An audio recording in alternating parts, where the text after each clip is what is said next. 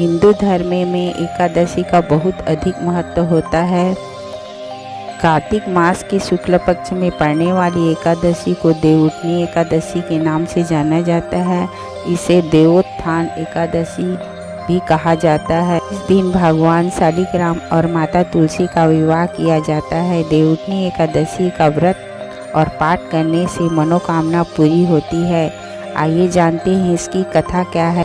एक राजा के राज्य में सभी लोग एकादशी का व्रत रखते थे। प्रजा और नौकर चाकरों से लेकर पशुओं तक को एकादशी के दिन अन्न नहीं दिया जाता था। एक दिन किसी दूसरे राज्य का एक व्यक्ति राजा के पास आकर बोला, महाराज कृपा करके मुझे नौकरी पर रख लो।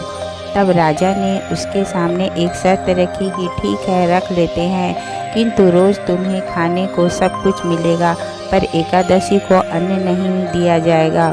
उस व्यक्ति ने उस समय हाँ कर दी, पर एकादशी के दिन उसे फलाहार का सामान दिया गया तो वह राजा के सामने जाकर गिड़गिड़ाने लगा, महाराज इससे मेरा पेट नहीं भरेगा, मैं भूखा ही मर जाऊंगा, मुझे अन्न दे दो।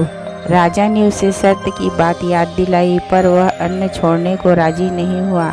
तब राजा ने उसे आटा दाल चावल आदि दिए। वह नित्य की तरह नदी पर पहुंचा और स्नान कर भोजन पकाने लगा। तब भोजन बन गया तो वह भगवान को बुलाने लगा, आओ भगवान भोजन तैयार है। उसके बुलाने पर पीताम्बर धारण किए भगवान चतुर्भुज रूप में आ पहुँचे और प्रेम से उसके साथ भोजन करने लगे। भोजन करके भगवान अंतर्ध्यान हो गए। वह अपने काम पर चला गया। 15 दिन बाद अगली एकादशी को वह राजा से कहने लगा कि महाराज मुझे दुगुना सामान दीजिए, उस दिन मैं भूखा ही रह गया। राजा के कारण पूछा तो उसने बताया कि वह हमारे भगवान भी खाते हैं, इसलिए हम दोनों के लिए सामान पूरा नहीं होता। यह सुनकर राजा बड़ा ही आश्चर्य हुआ। वह बोला, मैं नहीं मान सकता कि भगवान तुम्हारे साथ खाते हैं। मैं इतना व्रत रखता हूँ, पूजा करता हूँ, पर भगवान मुझे कभी दर्शन नहीं दिए। राजा की बात सुनकर वह बोला, महाराजा यदि विश्वास न हो तो मेरे साथ चलकर देख लें। राजा एक पेड़ के पीछे छिपकर बैठ गया।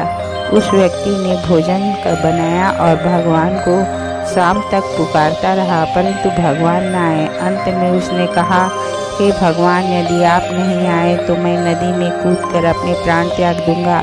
लेकिन भगवान नहीं आए। तब वह प्राण त्यागने के लिए उद्देश्य से नदी की तरफ बढ़ा। प्राण त्यागने का उसका दृढ़ इरादा जान शीघ्र ही भगवान ने प्रकट होकर उसे रोक लिया और साथ बैठकर भोजन करने लगे। खा पीकर उसे अपने विमान में बैठाकर अपने धाम ले गए।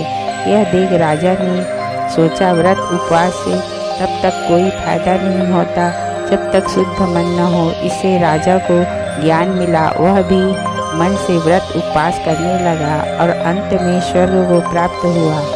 इस प्रकार इस उपवास से हमारी सभी मनोकामनाएं पूर्ण हो जाती है और सुख समृद्धि की प्राप्ति होती है।